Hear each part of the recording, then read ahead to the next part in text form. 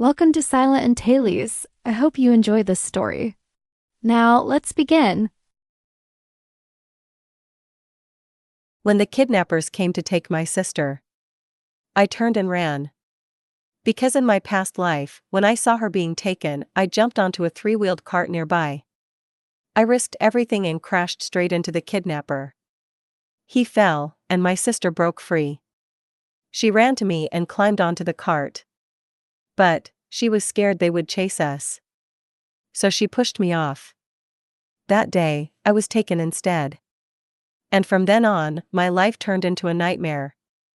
15 years later, my real parents found me. I thought I would finally step back into the light. But I never imagined my sister would betray me again. In less than 2 years, I was dragged into the darkness once more, living a life of pain, suffering worse than before. And when I opened my eyes again, I was back on the very day my sister was about to be taken. Nathan Liu, little brother, help me. Help me. My sister cried out for help, but I didn't answer. I turned and ran, smiling as I whispered, Yenny Liu, we'll meet again, 15 years from now. When my parents learned that Yenny was taken by kidnappers, they were heartbroken. They called the police right away. On TV and in the newspapers, missing child reports appeared everywhere.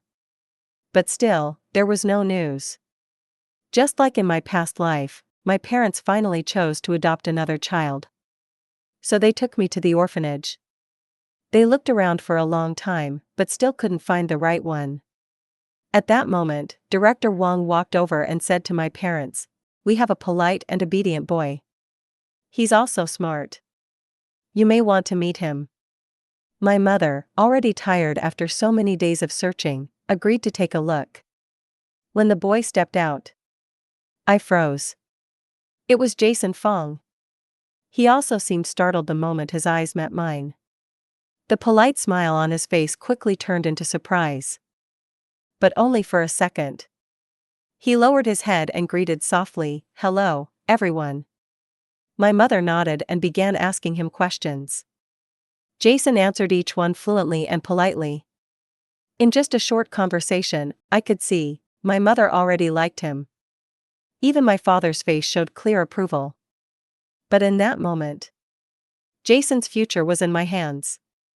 My mom held me close and asked softly, "Nathan, shall we take this boy home?" I shook my head right away. "No. I don't agree." The moment I spoke, Jason's face froze. Shock and worry filled his eyes as he stared at me. Even my mom was surprised. She wanted to say something, but seeing how firm I was, she sighed and told the orphanage director, "I'm sorry, we can't adopt this boy." Director Wong nodded softly and said, "That's all right." But right at that moment, Jason Fong suddenly burst out, his voice shaking. "Why? Mom, it's me, Jason." "Dad, don't you recognize me?" My parents froze.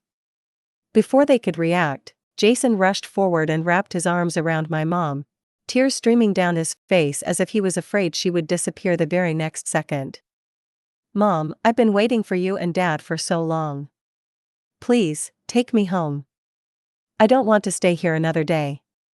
"Why didn't sister come with you?" My parents looked uncomfortable. My mother quickly pushed him away. "Child, why are you calling us Mom and Dad? What's wrong with you?" Jason shook his head hard. "No, it's true.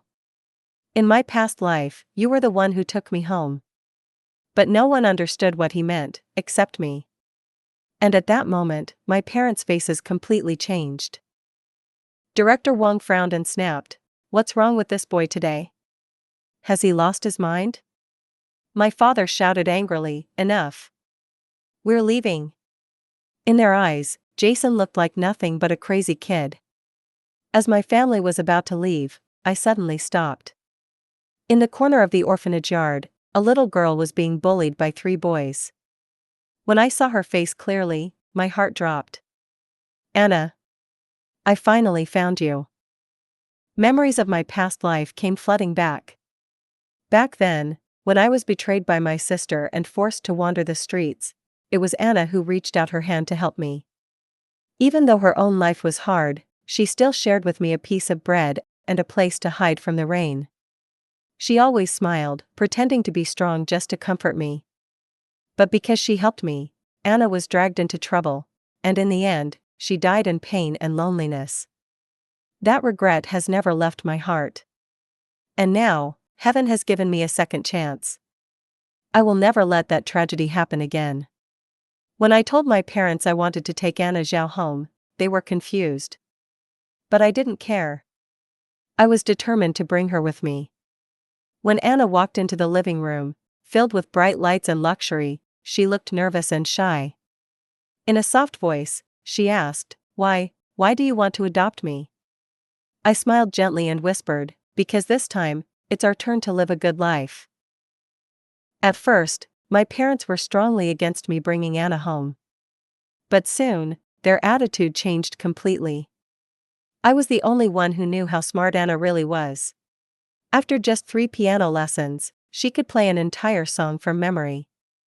After only 3 months of learning Go, even her teacher couldn't beat her. And in her studies, my parents could only smile and say, "Our daughter is so talented." Smiles began to appear on their faces more often. Even some powerful families began talking about marrying into our family. From that day, my parents valued Anna even more. They became stricter with her studies. As for Anna and me, we gradually grew closer, just like in my past life. One day, Jason Fong found Yenny Liu and brought her to our home. I saw her again after 15 years. Yenny stood there, trembling, staring at my parents. "Mom? Dad, is it really you?" Before my parents could answer, Jason spoke from behind. "You're not mistaken, these are your real parents." Tears ran down Yenny's face. She sobbed, saying, "Mom. Dad, it's me, Yenny. All these years, I kept reminding myself never to forget who I am. Just so one day I could find you." Hearing this, my mother covered her face and cried loudly.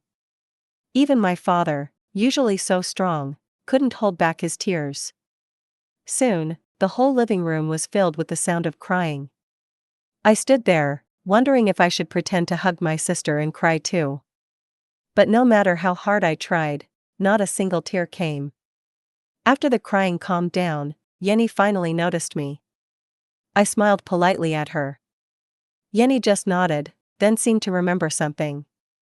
She quickly said, "Right. Mom, Dad, let me introduce. This is my adopted younger brother, Jason Fong." Seeing Jason, I could only sigh helplessly. These two, they really cared for each other. The only difference, in their past life, they were a wealthy couple, enjoying riches and luxury. But in this life, they are just siblings, sharing the same hardships. All afternoon, my mother didn't let go of Yenny's hand. She held her tightly, asking gently about her life over the years. I only heard part of it. When Yenny was 11, her adoptive father passed away. Her mother struggled alone to raise her. Because the family was so poor, she could only study until 7th grade, then had to work to survive. Hearing that her daughter hadn't even finished middle school, my mother's eyes turned red, tears welling up. My father sat quietly beside her, head bowed, saying nothing. In his eyes, I saw deep, endless sorrow.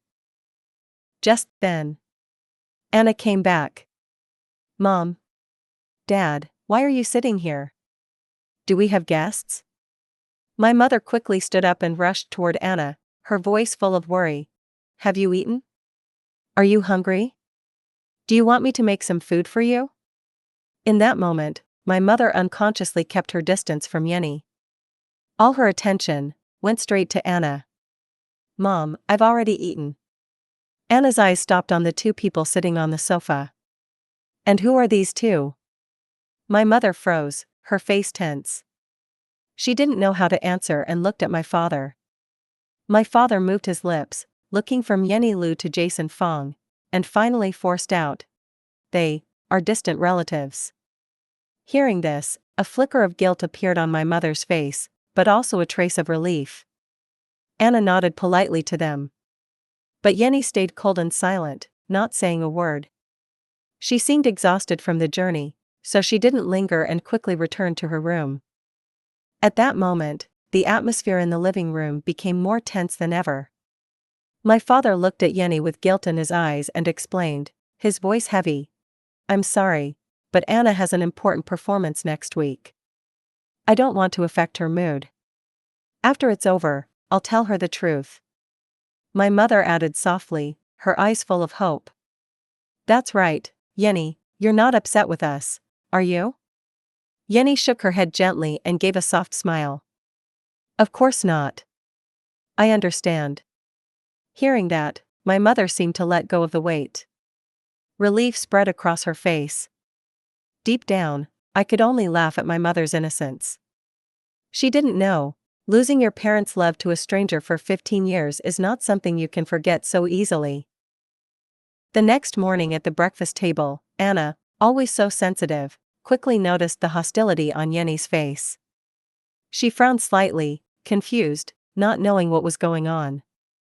I cleared my throat on purpose, then suddenly spoke a sentence in French. The room went silent. Right after that, I casually added a few more sentences. Anna quickly replied, in French too. Jason couldn't take it anymore. He suddenly snapped. What are you two talking about? I smiled calmly and answered, we were just saying, this bread tastes really good. Jason frowned, his voice full of irritation. Bread? Why can't you talk normally? He must have forgotten. In my past life, he and Jenny often mocked me at the table because my English wasn't good. I raised an eyebrow, speaking sharply. I'll speak whatever language I want. It's none of your business. We're all sitting at the same table. Don't you think that's rude? Suddenly, Jenny's cold voice cut in. Her face was nothing like yesterday. Just one night had passed, and already her attitude, her whole aura, had changed so much. But that didn't shake me at all. I stared straight at her and replied coldly, this is my home too. I'll speak however I want, no one asked you to understand. Jenny's anger exploded.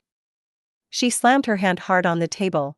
If you hadn't run away like a coward, would I be like this? Do you know how much I've suffered all these years? When kidnappers beat me half to death, where were you? When I was stuck in the countryside, raising pigs and chickens, where were you?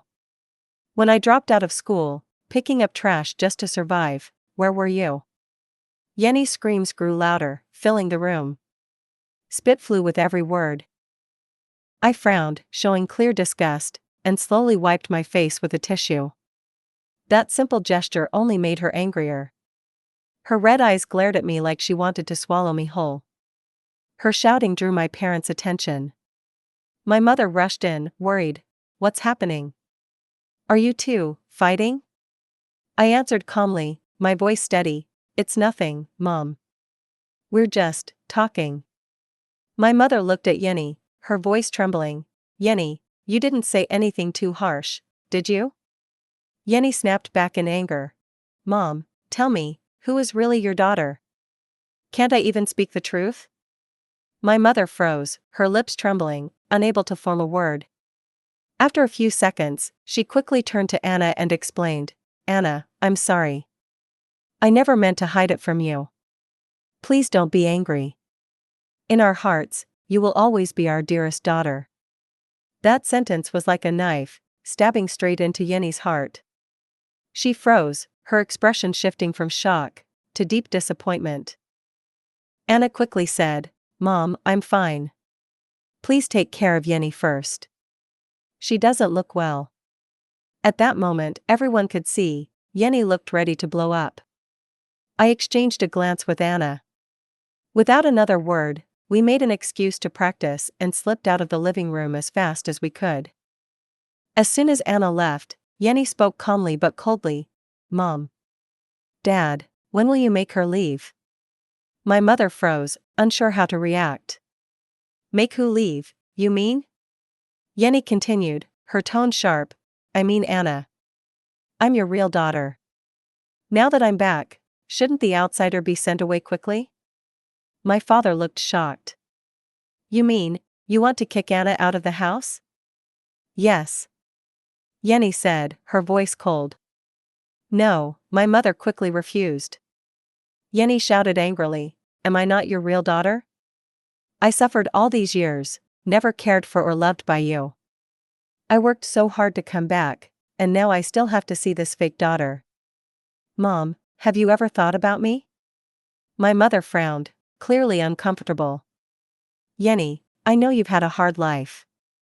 From now on, your father and I will make it up to you. But what happened to you? It's not Anna's fault. You can't blame her for everything. Yenny looked at my mother with disappointment, then at my father, her voice shaking. Dad, you feel the same? My father stayed silent for a moment. His eyes showed regret, but his voice was firm. Yenny, you're right, you've suffered a lot over the years. We will do everything we can to care for you and love you. But all that you went through isn't Anna's fault. We will not let her leave this house. On the contrary, we only hope that you both can get along. Damn it! Yenny Lu yelled, her voice full of anger and pain. Always talking about making up. Don't forget, all of this should have been mine. Even the silent corporation belongs to me. She was almost out of control, her face flushed with anger. How many times do I have to say it? I am your real daughter.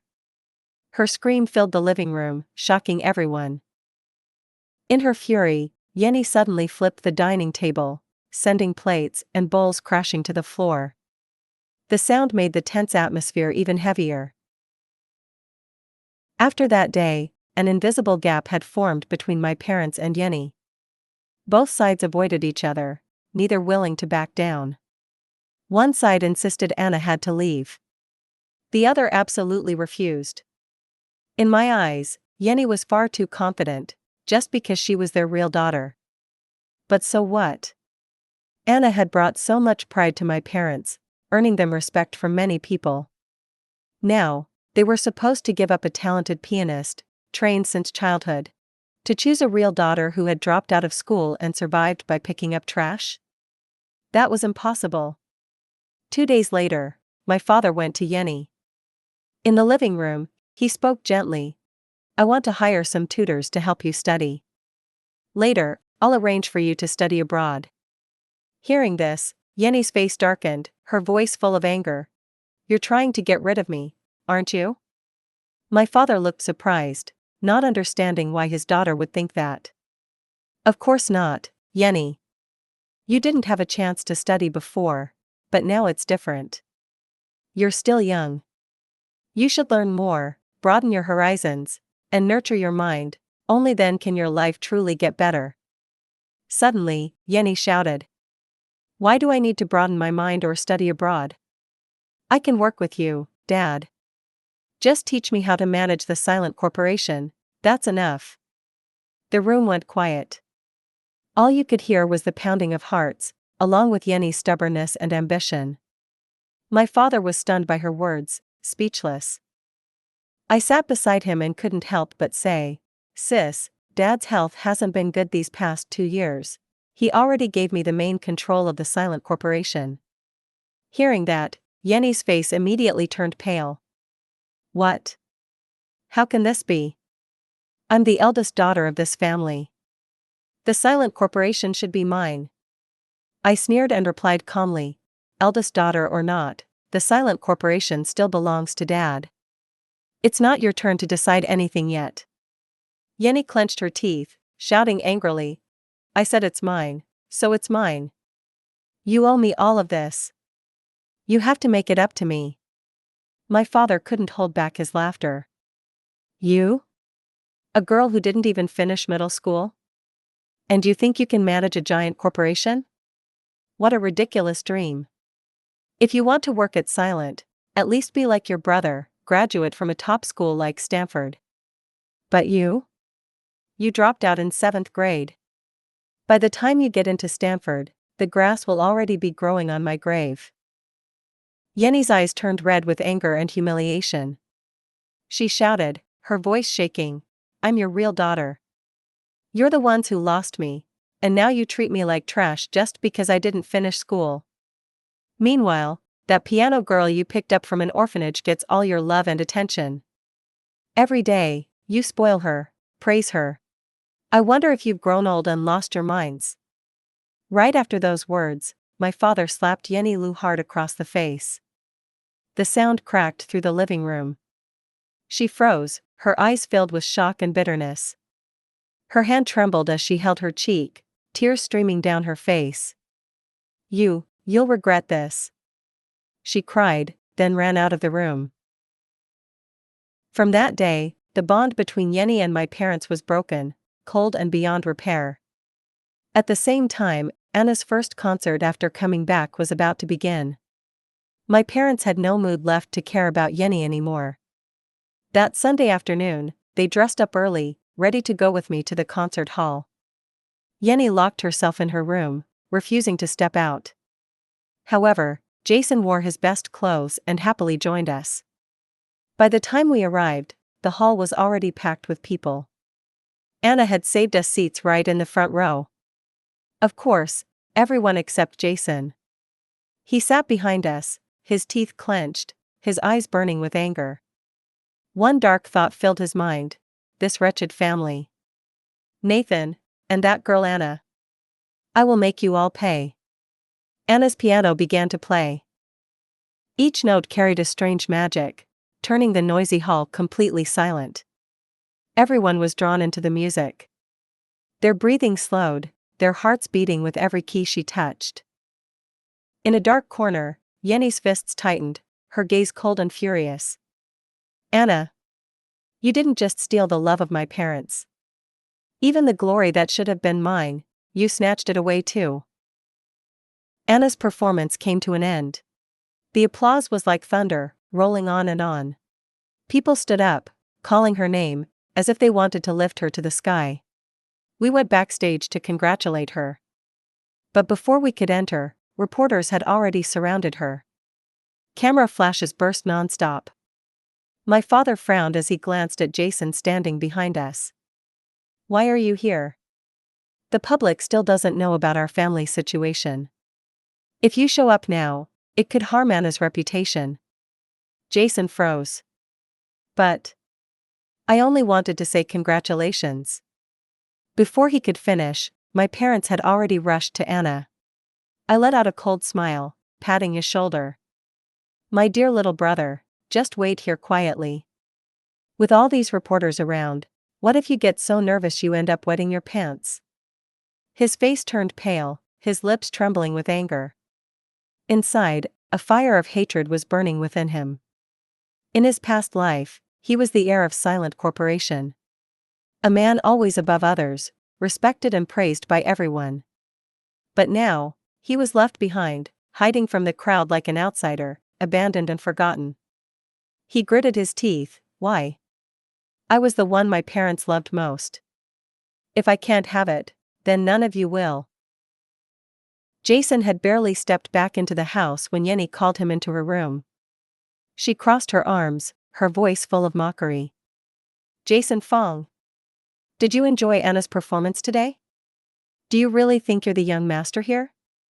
Don't forget how you got into this house.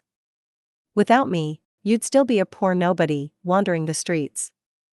Let me tell you something, I might not be able to drive Anna away, but getting rid of you would be easy." Jason was furious, cursing in his mind. If it weren't for her incompetence, would I even need to flatter them? But on the outside, he smiled and bowed, apologizing. I'm sorry. It won't happen again." Then he began to recount everything that happened at today's performance. How Anna was cheered by everyone, surrounded by reporters, and how our parents clearly sided with her. He even exaggerated a bit to make her look worse. Yenny listened, her eyes growing darker. "You're saying, my parents never planned to reveal our identities?" Jason lowered his voice, pretending to tremble. "Yes, they didn't mean that." The room went silent. The air felt heavy and tense. After a moment, Jason spoke cautiously. I have a plan. But. Yenny glared at him, cutting him off. Don't try any more stupid tricks. He gritted his teeth, looking her straight in the eyes. No. You have to listen. This is what we'll do. After listening, Yenny suddenly let out a cold laugh, her smile sharp as a knife. Fine, do as you say. If you've been careless with me, don't blame me for being ruthless. Her voice filled the room, cold and dark like a curse, warning of the storm of trouble about to strike.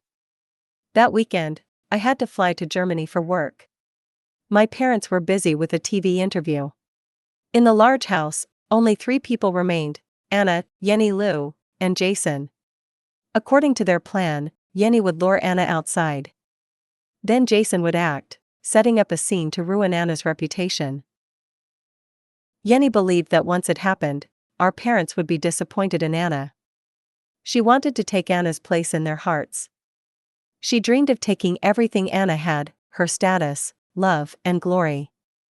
After all, she was the real daughter. But Yenny didn't know, she was only a pawn in Jason's plan. She thought she was the hunter, but in the end, she would become the prey. Once trapped, escaping would be almost impossible. When my parents learned the girls were missing, they panicked and rushed back from the studio.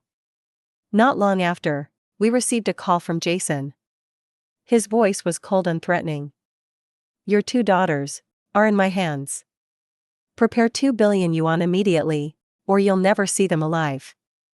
My father held the phone tight, his voice shaking with anger. Jason, are you insane? How dare you take my daughters? If even a single hair on them is harmed, I swear, you'll pay dearly. Jason's voice remained icy. This is all your fault. Listen carefully. Don't call the police, or I swear, I'll do anything. I'll send the address, and only Nathan should bring the money. Before we could answer, he hung up. Jason sneered, his eyes full of hatred as he looked at Yenny. You know what? In this life, you're useless. I searched for you for so long, and now, you're a failure. You're right. I'm not the family's young master. But once I get the money, I'll leave. It's enough for me to live well, for the rest of my life. Jason knew very well that in this life, his parents would never love him like before. So instead of clinging to Yenny, he decided to sell everyone out, trading them for money and his freedom. On our side, after long discussions, my parents finally agreed to my risky decision. Seeing how calm and fearless I was, my father's eyes filled with pride. He gripped my shoulder and said in a deep voice, You've grown up, son. When this is over, the silent corporation will be yours. I can finally rest. My mother's eyes filled with tears. Promise me, you'll come back safe. I only nodded, agreeing with them. According to the address, I arrived at an old, abandoned factory on the edge of the city. The air stank of rust and dust. Cold wind slipped through the broken windows. Inside, Jason was already waiting. He stood in a dark room, his face flickering in the candlelight. Beside him were thugs, their faces cruel, weapons in hand. Jason crossed his arms, smirking, greed flashing in his eyes. So, Nathan, is the money ready? 2 billion, for 2 lives. Quite a bargain, don't you think? I glared back, my voice cold. Jason, why are you doing this? In our past life, weren't you the one closest to Yenny Lou? The moment he heard that, Jason's face froze. His eyes widened in shock, as if he had seen the impossible. His voice trembled. Nathan, you've been reborn too, haven't you? I gave a cold smile, saying nothing. He clenched his teeth, hatred burning in his eyes. That day, at the orphanage, it was you. You stopped my parents from adopting me. I burst out laughing, cutting him off. Not just that. I told my parents to sell the old house and move away, so you'd never find your way back to our family. Yenny Lou looked stunned, confused, her voice trembling. Rebirth? Past life? What are you talking about? I don't understand. But unlike Yenny's panic, Anna stayed calm. I looked at them and said, Yenny, do you know? Every time I heard you talk about your suffering, I felt joy. Almost like celebrating. Because at last, you were tasting the pain, the bitterness, that I endured in my past life. I laughed loudly. The sound echoed through the room, like I was pouring out all the pain, all the bitterness I had carried for years. After a pause, I curled my lips into a mocking smile. One more thing. Why are you so ugly in this life? And short, too. Jason, how do you not laugh when you see her every day? Poor you, after searching for so many years, only to end up with this. This time, Yenny is useless. Beyond saving. Honestly, the two of you would be better off working at a construction site. My voice was calm, but every word cut into their hearts like a knife. Jason was shaking with rage. His teeth clenched, making a scary cracking sound. He shouted, So what? Don't forget, Anna is still in my hands. Give me 2 billion, now. I glared back, my voice cold. 2 billion? Ha, even 20 yuan, you won't get a single coin out of here. Men! Catch him! Jason roared in fury. But then, something he never expected happened. The men behind him didn't move. They exchanged glances, and to Jason's shock, they untied Anna instead. I sneered. Jason. Don't waste your effort anymore. They have always been on my side. Jason and Yenny went pale, as if the world had just collapsed around them. Anna stepped closer and gently held my hand. Her gaze was soft on me, but cold and unforgiving toward them. I gave a small smile. Everything had gone according to our plan. I suddenly remembered our conversation after her performance in the hall. Back then, Anna had come to me and gently asked, Nathan, I can feel your resentment toward Yenny and Jason. Our parents' love should belong to Yenny. She hates me. I don't blame her. But you should have cared for her more. I stayed silent for a long moment, my eyes staring into nothing. Finally, I sighed and asked, You're too kind, but tell me, do you believe in past lives? Anna looked slightly surprised. Past lives? What do you mean? I looked into her clear eyes and slowly told her everything from our past life. The betrayal, the plots, and the unfair deaths we suffered. Hearing it, Anna trembled with rage, her hands clenched so tightly they turned white. I gently urged her to stay calm, then continued, based on what I know about Yenny and Jason. I'm afraid they'll try to hurt you again. We can't just wait and do nothing. After a moment, Anna spoke, I have a plan. Hearing this, I hurriedly warned, No. That's too dangerous. Anna stayed calm and replied, It's better than facing unknown dangers. Let's pretend to show a weakness and lure them into our trap. Then I stared at Jason, my words cold and sharp. I've never left the country. Every move you've made from the very start has been under my control. Jason's face went pale. In a panic, he grabbed Yenny Lu, holding her in front of him, shouting, Stay back. Or I'll kill her. Yenny panicked, Nathan. Save me. I didn't know anything about the past. I'm your sister. I looked at them coldly, sighed, and ordered my bodyguards, let him go. Jason forced Yenny into the car and sped off. Anna held my hand and whispered, Why did you let them go? I smiled calmly, Don't worry. I already called the police. They won't escape. Sure enough, during the police chase, Jason's car lost control and flipped. He died on the spot. As for Yenny, she was badly injured and rushed to the hospital in critical condition. I stepped into her hospital room, looked at her lying there, barely conscious, and said, If you need anything, tell me. I'll pass it on to our parents. Nathan, this life, you're very pleased with yourself, aren't you? Even though her breathing was weak, Her eyes still flashed that proud, arrogant look I knew so well. I raised an eyebrow. What, you remember the past life? Though weak, Yenny's voice was still sharp. That car, did you have a hand in it? After recovering her memories, she seemed even smarter and more alert. I gave a cold smile. Ever since you and your men killed Anna and me in our past life, our fates were sealed. In this life, we cannot coexist. Yenny's eyes widened. She struggled to look at me and, trembling, asked, When were you reborn? I stepped closer, my voice calm and deep. Don't you remember? That day, when you were kidnapped.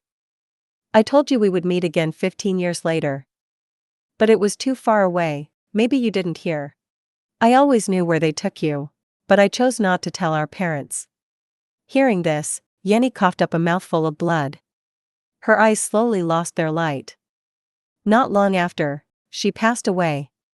I closed my eyes and took a deep breath. At last, all the hatred and grudges from my past life were over. Thanks for watching. See you in the next video.